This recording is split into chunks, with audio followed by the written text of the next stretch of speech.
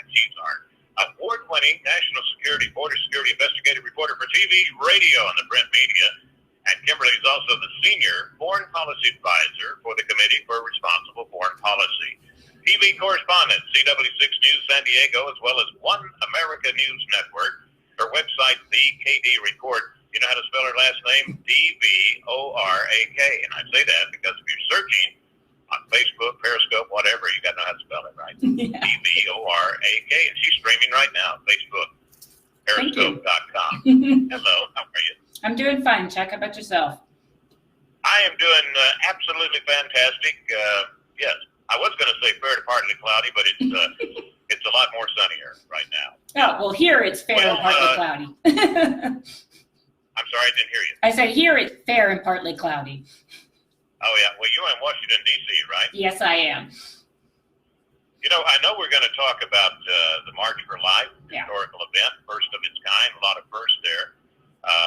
And sad news about Kobe Bryant. I saw that you put a nice posting there on your Facebook page. And sorry to hear about that, of course. And I would just tell you right off that, you know, they kept telling them, hey, the weather conditions are not too good to fly in, but we're going to make an exception for some reason or the other. So we'll see what happens with that. Yeah, that's you know, a tragic accident. I was never a fan of basketball, even going through college, and I went to UCLA. I went to my very first basketball game, whether it was, you know, professional or college. My very first game was at the Forum, and Kobe Bryant, the entire crowd was chanting towards the end of the game, Kobe, Kobe, Kobe. And it was the most exhilarating thing to kind of see an entire, you know, stadium, you know, full of people chanting for a 17-year-old to play some basketball. And, you know, he finally got out and played, and that was my very first basketball game that I went to. And so, you know, later on down the road, I had a son, and I just, for whatever reason, it always reminded me of a very good time, and that he was a phenomenal athlete, and that he was a good person and strived to be his best each and every day and each and every game that he was out on the court. So it was it was devastating to hear the news yesterday. My son Kobe called, and he's the one who broke the news to me. And we're, you know, all pretty sad about it, because, you know, he was one of those athletes that kind of, when he stepped away from basketball, he stepped away. He became involved in his kids' lives. He coached his kids playing basketball and such, but he didn't go back and try to like worm his way back into the basketball. He kind of like had a 20-year career, walked away gracefully. And I think that, you know, for other athletes in other, you know, sports as well, this, you know, Kobe Bryant is a template for you if you're thinking about retiring, because he did it so gracefully. And in the end here, it terribly, you know, life cut short for sure, and very, very sad. You know, and how things go in one's bloodstream sometimes. His 13-year-old daughter, Deanna, which was also on the helicopter, they called her a prodigy. I mean, just fabulous basketball player. Yeah, and they were on their way. I mean, the WNBA does not get a lot of coverage in the United States. They don't have a huge fan base, but Kobe was making it his, you know, new mission in life to, you know, get involved and show that young girls can play basketball, and, you know, put the, you know, the WNBA up on a bigger platform, and, you know, show their talents a lot more on a, you know, national basis as well as an international basis. So, I mean, he was set to kind of push this effort forward, and was very proud that his daughter took to the sport and loved the game and had talent for the game that he had. They shared a lot. You know, I guess if you look at any consolation, at least she was with her father, and at least he had his daughter. I think you can kind of look at it that way. But it's certainly devastating for a lot of us. It really, I mean, it was just really out of the blue, and a tremendous life cut short for sure. Yeah. And a lot of people still hold it against him, some marital problems that he had for a while, and he got that all worked out. Yeah. You know, I saw where the NBA Hall of Fame, they're going to alter their rules, because normally they wait a long period before they put anybody in the Hall of Fame. and they announced either late last night, I think it was, or Yeah. something, This year. put him in there right away. Yeah, they're going to do it right, during the Final Four for the college championships. Yeah, that'll happen in March. But yeah, I mean, again, this is a young man that grew up in the spotlight, but he was a tremendous talent and stuck with it. And it's very rare, as you know, to play for the same team your entire career. He did. I mean, he was the face of Los Angeles. He really was. I mean, you mentioned the name Kobe Kobe Bryant, and you couldn't help but just think of that smile. He had an infectious smile that every time he got off, and when he was interviewed, even if he had a tough game, he'd smile. "It was on me. I did this," and so it was always very, it was very courteous, but a very, real person that everybody could really kind of relate to, and he did have that infectious smile that we all grew up with and fell in love with, and the city of Los Angeles is going to be missing Kobe Bryant for a long time. And also it's again, he was a role model for how to leave the sport you love with dignity and grace, and he did a phenomenal job with it. Yeah, fantastic. And, for the listener, there's a whole lot going on. It had a black box on the helicopter. I was looking, I think it's the dailymail.com did the most thorough story on this crash of anything you'll find, dailymail.com. Yeah. And they're talking about that helicopter was made for like 2 pilots, but it only needed 1. It had 2 engines in case one of them went out. Yeah. And our hearts go out to all 9, who were killed. And 100%. And I would imagine that they haven't let go of some of the other names. There's probably another teammate on board. So there was probably another minor. I had the whole, I read the whole list, and I didn't use it on my newscast because of the time allowed. Yeah. But I can tell you that it was, of course, the pilot. Let me see here. Maybe I do have part of it. Let's see here. The daughter, besides Kobe, the daughter, okay, her teammates, Elisa Altobelli, Peyton Chester, also on board, Lisa's parents, John and Carrie Peyton's mother, Sarah Chester, and their coach, Christina Masur, and then the pilot. Yeah. All those were the names. Wow. And so I guess they were on their way to his basketball academy. Yeah. In Thousand Oaks. Yeah. Yeah. Yeah, again, just terribly sad news. It reminds you how short life can be. Get busy living it while you have it, and live every day like it's your last. And I think that was one of Kobe's mottos is I'm living every day like it's my last. And we never thought that we'd see his last, being older than he was. But there's definitely a very a hole left in this world because he's not here. His family's definitely going to be missing him, but he was such an inspiration for youth basketball and for kids, looking up and wanting to play basketball and possibly playing in college and maybe even the NBA. Kobe Bryant, I mean, we've seen the NBA kind of go downhill the last few years, that Kobe Bryant wasn't involved in it. I mean, he was definitely the anchor for that sport, and hopefully they'll kind of get themselves back together and start, playing like the athletes they're supposed to be playing in the NBA instead of trying to be, amateur politicians and taking up their political causes, because the NBA and the sports and the camaraderie around that is what really made that sport great. And that's what Kobe always upheld, and he really believed in that. And he rarely got into politics whatsoever. He just wasn't. This is basketball, and this is my life. Period. Yeah. Yeah. Well, hey, I certainly appreciate your input on this, Kimberly. And anyway. Very sad. Hey, listen, some I guess you could call outstanding news happened last Friday. Yeah. And you know what? I ran across something that said the 47th annual March for Life Liberty last Friday, historic and hopeful. And President Trump did something none of his other predecessors had done, and that is he attended the pro-life rally.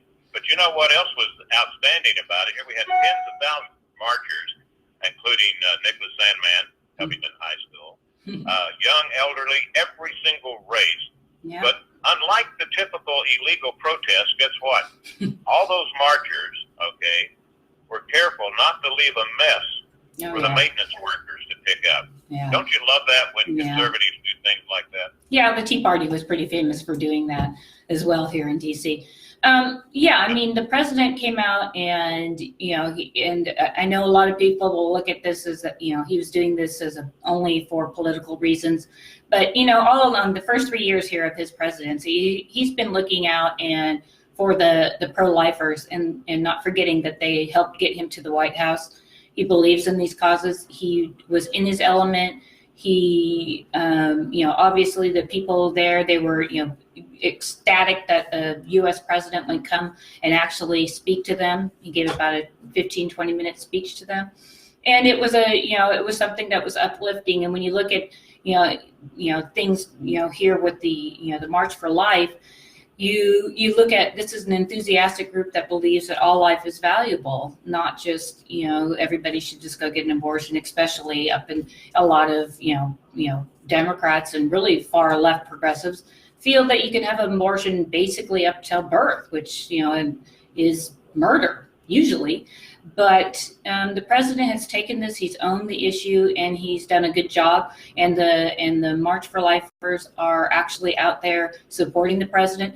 They will be voting for the president, whether anybody on the left thinks this was a stunt or not by the president. Something he's toyed with for a long time in going. And he also is, these people, these young people especially, that go up to these events and make that walk. These are people who will go out and knock on doors, and they're the ones that are going to get their friends to go vote. These are people that are, known for a huge voting block because they do follow through and actually vote. Whereas some of the Antifa people, if they're hungover from the night before, they're like, forget about it, I'm not really going to vote. They're not committed to the vote. These people are very committed, and they're very committed to voting for life, which kind of, I'd like to segue into the whole Middle Eastern war, where, you have a lot, it seems like now the Democrats are the pro-war party now, but, you think that maybe the president is picking up on this. He's been trying to get the country out of these wars in the Middle East. And maybe it's these pro-lifers that actually kind of shine a light on life, if you will, and actually guide the president to make the right decision in saying that, look, war is bad. I mean, it's obviously death is surrounded by, but, what are we doing in all of these wars? Why are we not over here, spending the money in this country? So, you look at those kind of scenarios, and it just seems that the president continually has to come out of all of this, with all of this bad advice from his, his visors sitting around him, telling him, no, we got to stay there. No, you shouldn't go march with the March for Life people, because that's going to look like this. He just doesn't seem to be getting a lot of good press about anything he does.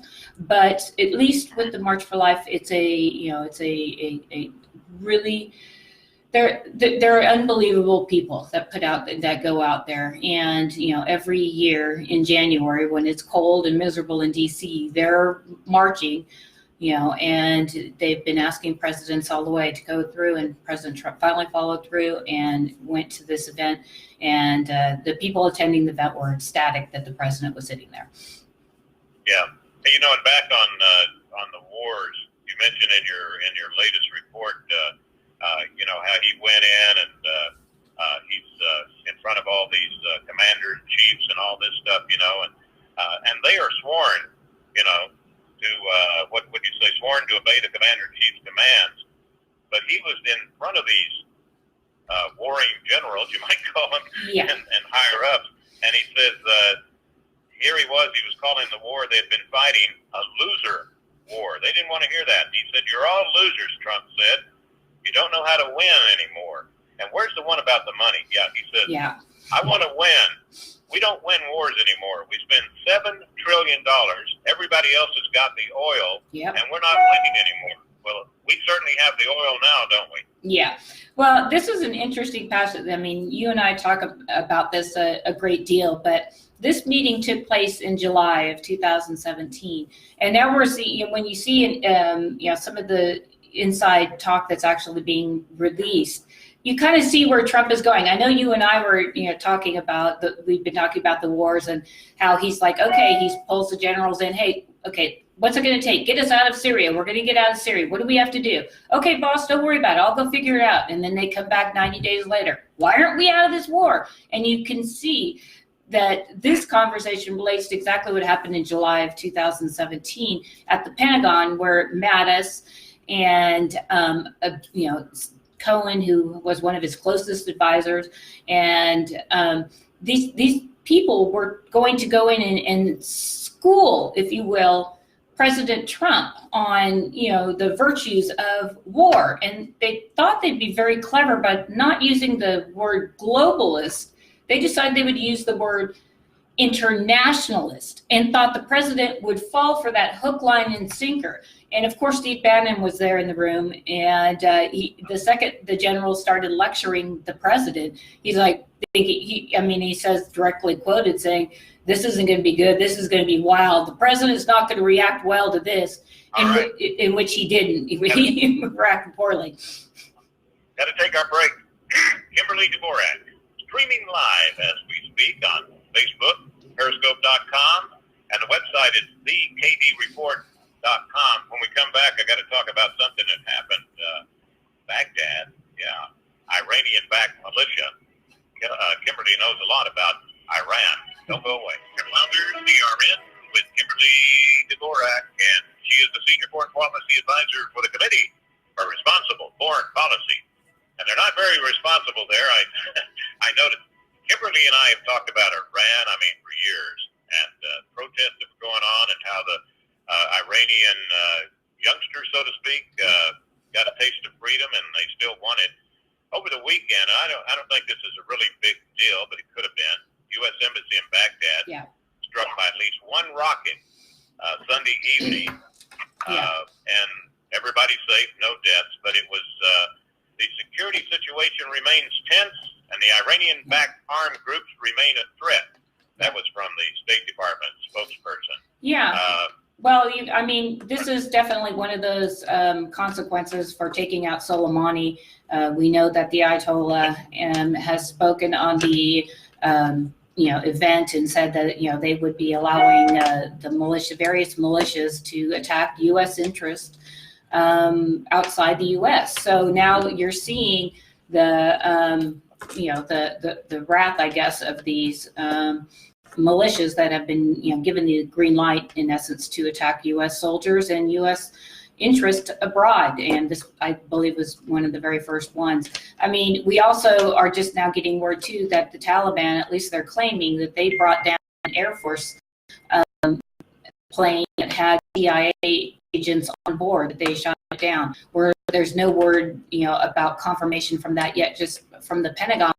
But now you're seeing terrorist organizations, and you're seeing these, different organizations that are upping the ante on getting rid of America from the region, and again, going back to what President Trump told his generals back in 2017, you guys don't win wars anymore. You're losers. You're a bunch of babies. Those kind of statements start ringing true when you look at what's happening right now in the Middle East. And I think that in Iraq, the government has asked the United States to leave now, so we don't become an occupier. These are off-ramps, and I think these are off-ramps that the president should be taking, at least seriously looking into. It's not a retreating. We're just going to let people in that region. If France wants to, keep control of what's going on in Iraq, let France step up and do something. If Germany wants it, let them step up and do something. The president's right. These people have shorted the United States with NATO. They have not been paying their full bills. They owe us millions and millions of dollars. We continue to fight the wars on their behalf, and we're going to start seeing more attacks on our facilities abroad as a result. So, figure out a way to say, okay, well, we've won Iraq. We're going to, we're just leaving. We're handing it to you, and we're going to trust that you can get it, together. And sayonara. And, you can head to any other of the European nations if they want to help you. Feel free. again, if they're really strong swimmers, we don't have to worry about them. They're not going to swim to the United States. So there are ways for the United States to get out of this. Trump is trying to do this, and we saw with some of the leaked information about a conversation at the Pentagon between President and Mattis that this, he as back in 2017, he doesn't have much faith in the generals right now, and he shouldn't, because if we can't win in 17, 18, 19 years of war against Afghanistan, it's an embarrassment. And of course, we know we can win, but with the rules of engagement that are set in place, we're not allowed to win. And if we're not serious about it, then we need to come home and end it. And you wonder just how deep the deep state is involved in all of this. Oh, yeah. So, big money. Kimberly, out of time again. Excellent report as usual. Want to remind you, listener, viewer, that this will be on YouTube later. Unless they start censoring you like they're doing a lot of other people. So watch out. Hey, Kimberly Dvorak, and the website is thekdreport.com. And next week we're going to be on Tuesday. I believe it is. Yes, okay.